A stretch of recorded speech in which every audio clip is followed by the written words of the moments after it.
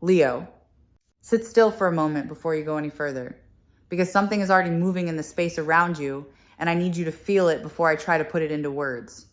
There is a pull happening right now, faint but insistent, the way a room changes when someone walks into it behind you and you haven't turned around yet. You know that feeling. The air shifts. Your attention lifts on its own. That is what is happening in the unseen part of your life at this exact moment. And the reason you found your way to this reading is that some quiet part of you already sensed it and came looking for confirmation. You've arrived at precisely the right moment. And here at Sarah Angel Tarot, that kind of timing is never an accident. Let me tell you what I'm feeling as I settle into this. Because I want you to come with me slowly rather than have me announce conclusions you have no reason to trust yet. The first thing that reaches me is not a face or a name. It's a weight. Somewhere out there, a person is carrying something heavy in their chest, and they have been carrying it for far longer than they would ever admit out loud. It sits just behind the breastbone, that particular kind of heaviness that comes from words, swallowed too many times. And the strange, beautiful thing I want you to understand is that this weight has your shape. It is not a vague regret about life in general. It is specific. It is about you. Now watch how this unfolds, because it doesn't arrive all at once. What I'm sensing is a person in the middle of a very ordinary evening. Nothing dramatic is happening around them. There's the low hum of a room, the glow of a screen they aren't really looking at, the kind of quiet that lets thoughts get loud, and into that quiet, your name surfaces. Not because they scheduled it or decided to think of you. It simply rises the way certain memories rise when a person finally has nothing left to distract them. This is the moment before a moment. This is the pause right before someone reaches for something they've been avoiding. I want to be careful here because I don't want you to mistake what I'm describing for weakness on their part. And I don't want you to feel any pressure to do anything at all with what I'm telling you. What's happening in them is closer to a thaw than a collapse. There is a difference. A collapse is when someone breaks under pressure and grasps for whatever comfort is nearest. A thaw is slower and it is honest. It is what happens when something frozen finally warms enough to move again, and everything that was locked underneath begins to loosen. What has been frozen in this person is the truth about how much you mattered, and it is loosening now, and it cannot be refrozen. That's the part they don't know yet. Here is the hidden thing, the part underneath the part. For a long time, this person told themselves a story, and the story went something like this: that what happened between you was smaller than it felt, that time would sand it down to nothing, that moving forward simply meant not looking back. People build these stories to survive their own choices. They are not lies exactly. They are scaffolding. And scaffolding holds right up until the moment the building underneath it is finished settling, and then it comes down because it was never meant to be permanent. The story this person told themselves has finished doing its job, and it is coming down now. And what's revealed behind it is not the tidy nothing they promised themselves. It's you still standing there in their memory, more solid than they expected. Feel how your own body responds as I say this, because your response is information too. If there's a tightening in your throat, if your eyes sting a little, that isn't fragility. That's recognition. Some part of you has been waiting to hear that you weren't imagining the depth of what you shared, that you didn't invent a connection out of loneliness, that the thing you grieved was real and worth grieving. It was real. I need you to have that plainly, without qualification. Whatever doubt crept in during the silence, whatever cruel little voice suggested that maybe it meant more to you than to them, I'm here to tell you that voice was wrong, and the evidence is arriving. Let me show you the shape of what this person has been hiding, because you deserve to understand it rather than just be told it exists. There were things they felt in real time and never named. A moment where they looked at you and understood with total clarity that they were in the presence of something rare, and instead of saying so, they changed the subject. A conversation where the honest response rose in their throat and they chose the safe one instead. A goodbye that they treated as casual because treating it as final would have required them to admit what they were losing. These are the confessions, not grand declarations. Small, specific, buried admissions that they have replayed more times than you could guess. And this is where I want to slow the whole reading down, because the word that keeps coming to me is not sorry. It's honesty. What is trying to reach you isn't primarily an apology. An apology is about the past. What's moving towards you is something that lives in the present tense. A person finally willing to be truthful about what they know and have always known. There's a version of a return that is just guilt looking for relief, and it burns out fast because guilt is exhausting to sustain. But there's another version, rarer, where a person comes back not to be forgiven but to stop pretending, and that kind lasts because truth doesn't require energy to maintain. It only requires courage to begin. Consider what the silence actually was, because I think you've been carrying an interpretation of it that was never accurate. You may have read the quiet as indifference, as proof that you were forgettable. But silence is one of the most misread things in all of human connection, and here is what I'm being shown about theirs. It wasn't the silence of someone who felt nothing. It was the silence of someone who felt too much and had no framework for it. There are people who go quiet precisely because the feeling is too large to fit into the small, ordinary words they have available, and rather than say it badly, they say nothing, and then the nothing calcifies, and they don't know how to break it. Their silence wasn't your unimportance. It was their overwhelm wearing a mask. I want you to notice something about the direction of this whole story, because it matters more than any single detail. Everything I'm sensing points one way, toward you. The heaviness in their chest points toward you. The name that surfaces in the quiet is yours. The confessions they've rehearsed are addressed to you. In a life full of scattered attention and 100 competing concerns, their focus has been quietly, persistently narrowing to a single point, and you are that point. You didn't have to fight for this. You didn't have to perform or convince or plead. It simply became true on its own, the way water finds its level, because some connections are not decisions. They are facts, and facts assert themselves eventually. There's a texture to what's coming that I want to prepare you for, because it may not look the way the movies taught you reconciliation looks. It might not begin with a sweeping speech. It might begin with something so small you almost miss it. A message that seems to have no real purpose. A question about something trivial that is clearly just an excuse to open a door. A reference to a memory you shared, dropped casually, watching to see if you'll pick it up. This is how frightened, hopeful people knock, gently, deniably, leaving themselves an exit in case the door doesn't open. And I'm telling you this so that you recognize it for what it is instead of dismissing it as nothing, because underneath that small, trembling gesture is everything they've been unable to say directly. There's an object I keep being shown, something ordinary that has quietly become a keeper of memory for them. It might be a place they've been avoiding because you're woven into it, a route they no longer take, a song they skip, a corner of a room where a certain conversation once happened. Avoidance like that is not the behavior of someone who has moved on. You don't build careful detours around things that no longer matter to you. You build them around things that still hold power, things that catch in your throat if you get too close. Every detour they've been quietly making is a small monument to how present you still are. And lately, those detours have been getting harder to sustain because the very thing they've been steering around is the thing they've started to want to walk straight toward. This is exactly the kind of quiet turning point that the reading shared through Sarah Angel Tarot exists to illuminate the moment before, the shift you can feel before you can see it. And I want to use this pause to turn the light toward you for a while. Because so far I've been describing them and you are not a supporting character in your own reading. You are the center of it. So let me tell you what I sense about where you actually stand, which may surprise you. You are not the same person who was hurt. That's the thing they don't fully understand yet, and it's the thing you may be underestimating about yourself. During the silence while they were freezing and you were waiting, you were also becoming. You did the harder, less visible work of surviving something and metabolizing it. You learned to sit with a question that had no answer. You learned to hold your own hand in the dark.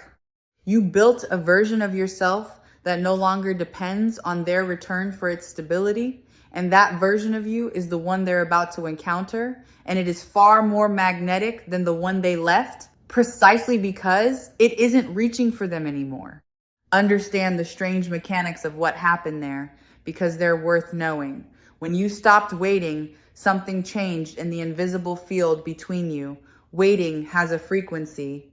It reaches out, it strains, it fills the space with a kind of pleading, even when no words are sent.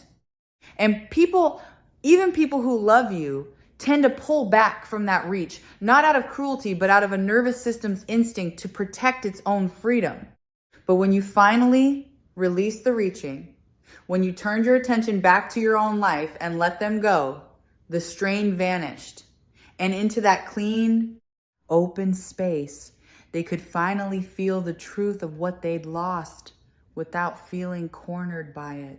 Your letting go didn't push them away. It's precisely what let them come close. So here is a truth I want you to hold with both hands. Their return, when it comes, is not the thing that heals you. You already began healing when you chose to live rather than wait. What their return offers is not repair. It's recognition. It's the universe circling back to hand you evidence of something you were brave enough to believe in, even when you had no proof. The healing was your own doing.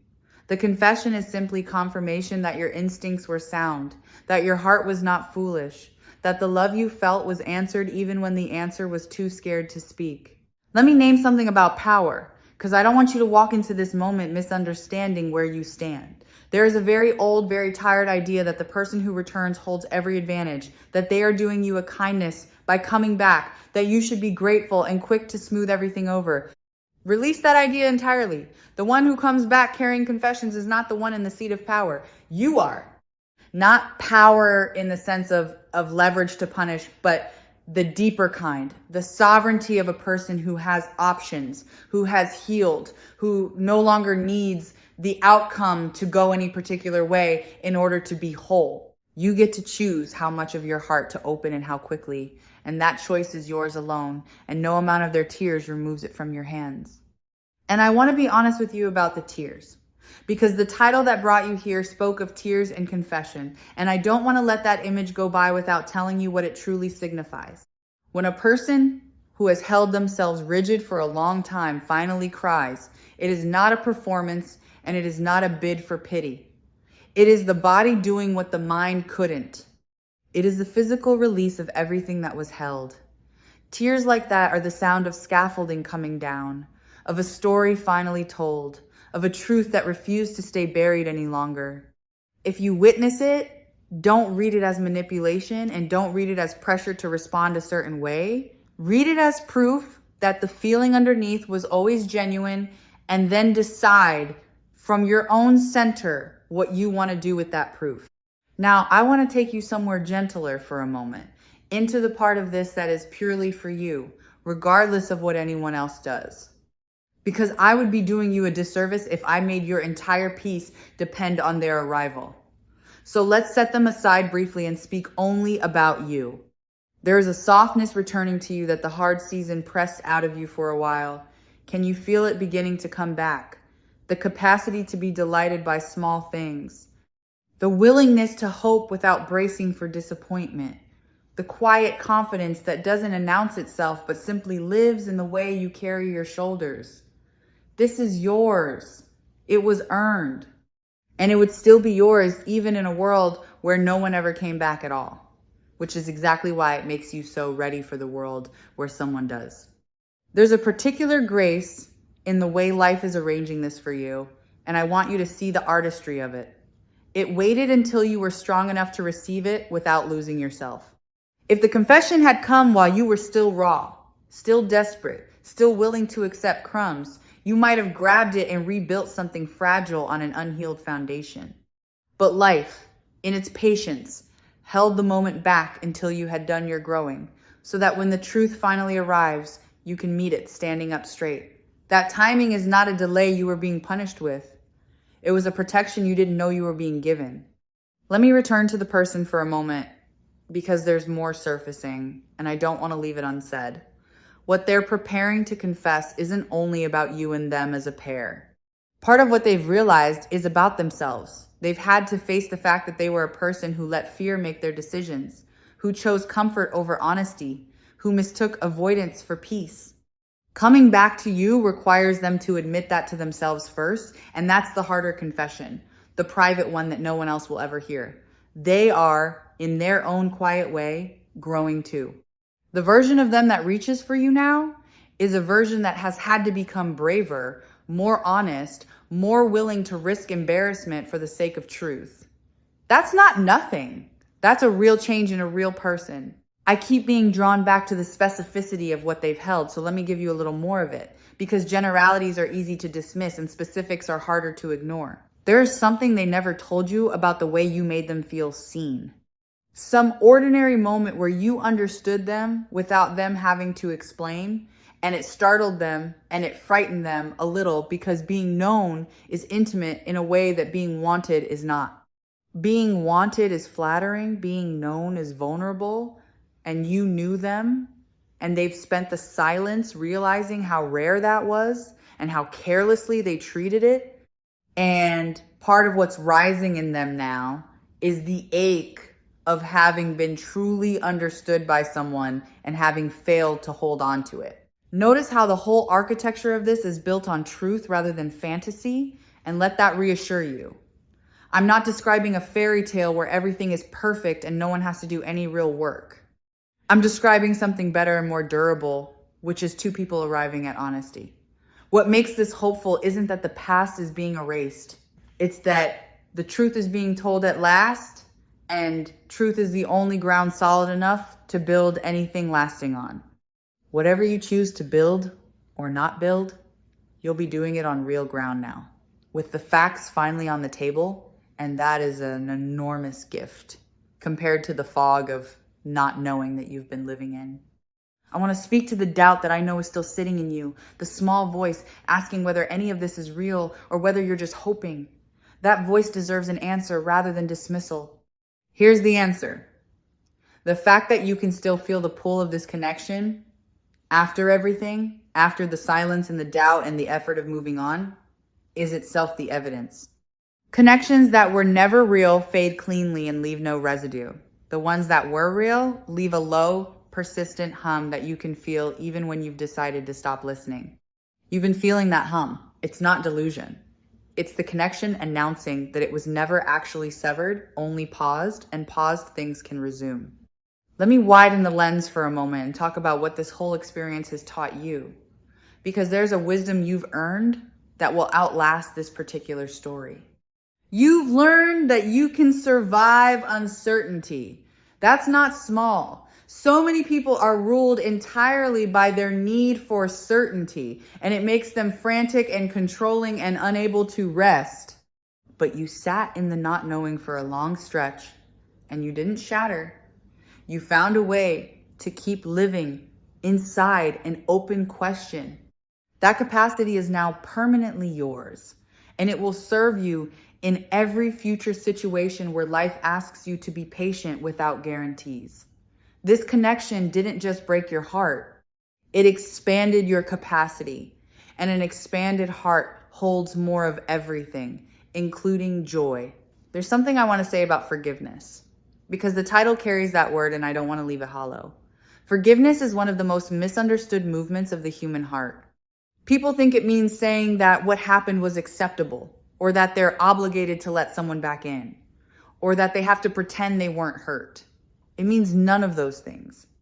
Forgiveness is simply the moment you stop letting the injury run your life. It's for you, not for them. You can forgive someone completely and still choose distance. You can forgive them and choose closeness. The forgiveness and the choice are two separate things, and you hold both, and no one gets to rush either one. When the confession comes, you don't owe anyone an instant decision. You're allowed to receive it, feel it fully, and take all the time your heart requires. I want to describe the atmosphere I sense gathering around your near future, because it has a quality I don't want you to miss. It's warm. There's a lightness coming that you haven't felt in a while. the kind that shows up not as fireworks, but as an easing, a sense that a long-held breath is finally being let out. Things that felt stuck are loosening, not just in this one relationship, but in the general weather of your life, as though the resolution of this held question frees up energy that was tied down and lets it flow into other rooms. When one significant knot in a person's life comes untied, the whole rope relaxes. You may find that as this clears, other things you didn't even connect to it begin to move too. Something else is shifting that has nothing to do with them and everything to do with the way you move through the world now. The people around you can feel it, even the ones who know nothing about the story. There's a lightness returning to your presence that others respond to without quite understanding why. A sense that you've found your way back to yourself. And this matters for what's approaching, because the person returning to you will not be meeting the guarded, braced for impact version they might have imagined. They'll be meeting someone who has visibly flourished in their absence, and there is nothing more disarming, nothing that speaks louder than a person who healed on their own. Your wholeness will say more in a single, unhurried glance than any speech could, and it will quietly set the tone for everything that follows. The gentlest guidance always circles back to exactly this, helping you trust the quiet signals your own intuition was already sending before anyone confirmed them out loud. And speaking of intuition, I want to honor yours directly because it has been more accurate than you've given it credit for. Every time you sensed that it wasn't really over, you were right. Every time you felt them think of you across the distance and then talked yourself out of believing it, your first instinct was the true one, and the talking out of it was the fear. Learn this lesson well, because it's one of the most valuable things you can take from all of this. Your intuition is not fooling you. It's the doubt that fools you. When the two disagree, the quiet knowing is almost always the truthful one. Let me offer you something practical to hold, not instructions exactly, but a posture. When the moment arrives, whatever form it takes, I want you to receive it from your center rather than from your wound. The wound wants to react instantly, to either fling the door open in relief or slam it shut in self-protection. Both of those are the wound talking. Your center is quieter. Your center can hear what's actually being said, can feel whether the person in front of you has truly changed, can take its time. So when it comes, breathe first. Let the first wave of feeling pass through you without acting on it. Then respond from the steady place, the one you built during all those months of standing on your own. That steady place will not steer you wrong.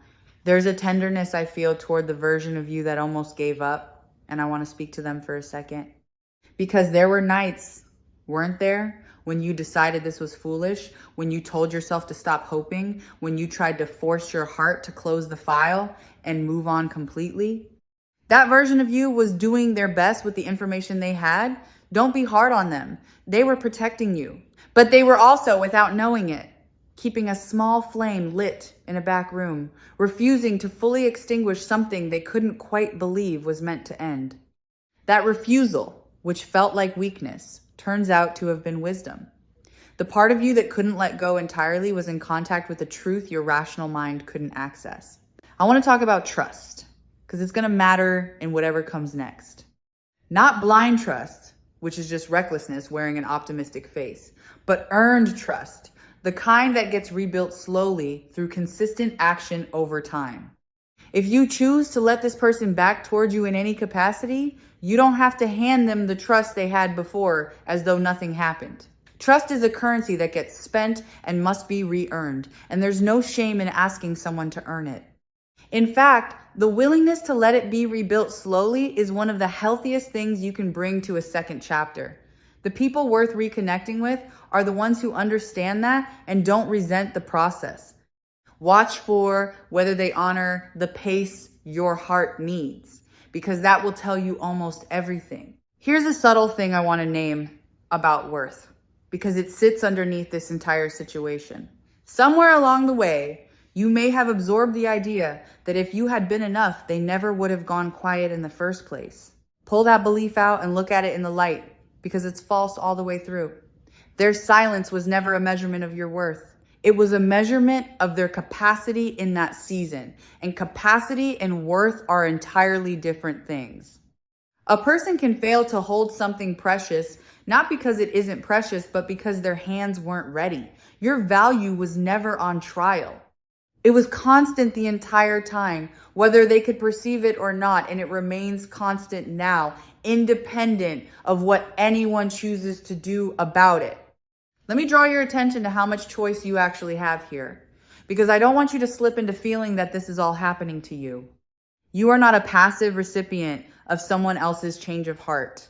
You are an active author of what comes next. Every path is genuinely open. You could welcome them and build something new and wiser. You could take it slow and watch and decide as you go. You could receive the confession, feel the completion it offers, and still choose to walk a separate road with a peaceful heart. Not one of those choices is wrong. They're all available and they're all yours. And the point of this reading is not to push you toward any of them, but to make sure you know that the power to choose is fully, unquestionably in your hands. I want to sit with the idea of completion for a moment, because even in the best possible reconciliation, something is being completed, and completion is its own kind of gift. For a long time, you had a wound with a missing piece, an unanswered question at its center, and unanswered questions keep wounds from closing. The confession, whatever else it does or doesn't lead to, answers the question. It closes the loop. It hands you the missing piece. And even if you decided to do nothing else with it, that completion alone would let a part of you finally rest that has been unable to rest for a long time. There is peace waiting in the simple act of finally knowing, and that peace belongs to you no matter what road you choose afterward. Feel how different this is from the desperate hoping you may have done in the harder days. Back then, a return would have meant rescue. Now it means something cleaner. It means recognition between two people who see each other honestly, one of whom has grown enough to tell the truth and one of whom has grown enough to receive it without losing herself. That's not a rescue. That's a meeting of equals. And a meeting of equals is the only foundation on which anything worth having has ever been built. You're not being saved. You're being met. And being met is what you actually wanted all along. Underneath the wanting to be saved that the pain temporarily disguised it as. I want to acknowledge the courage it takes to even hope after being disappointed, because you're doing that right now simply by listening to this and letting it in. Hope is not naive. Naivety is hoping while ignoring reality. What you're doing is braver than that. You're hoping with your eyes open, holding both the possibility that this is real and the knowledge that you'll be all right regardless. That's the most mature form of hope there is, and it's a sign of exactly how far you've come. The old you hoped in order to escape the present. This you hopes from a place of fullness, as an addition to a life that's already stable. That shift alone is worth more than any single outcome. There's a quiet certainty settling over me as this reading deepens, and it's this: the truth is going to come out. Whatever fear has been keeping this person's confession locked away is losing its grip, and honesty is going to win, because honesty always eventually wins when the feeling underneath is strong enough. What has been unspoken is not going to stay unspoken. The thaw I described at the beginning has passed the point where it could refreeze. Something true is going to be said out loud, and you are going to hear it. And the version of reality where you wondered forever whether it was real is not the version you're living in. You're living in the one where it gets confirmed. And here's a small thing about how the truth will sound when it comes, so that you can recognize it for what it is. It probably won't be poetic. People who have silently rehearsed a confession 100 times often deliver it plainly when the moment finally arrives, almost clumsily, the polished version abandoned in favor of something simpler and more true. Don't wait for eloquence. The realest confessions are frequently the least graceful, because grace requires distance, and this will have none. If what reaches you sounds a little bare, a little unrehearsed, despite all the private rehearsing, take that as one of the surest signs that it's genuine. Rehearsed lies come out smooth. It's the truth that stumbles, because the truth is nervous about whether it will be received. Let me speak to what happens inside you when it does. because I want you to be ready to honor your own reaction. You might feel joy, and you're allowed to feel it without guilt or hesitation.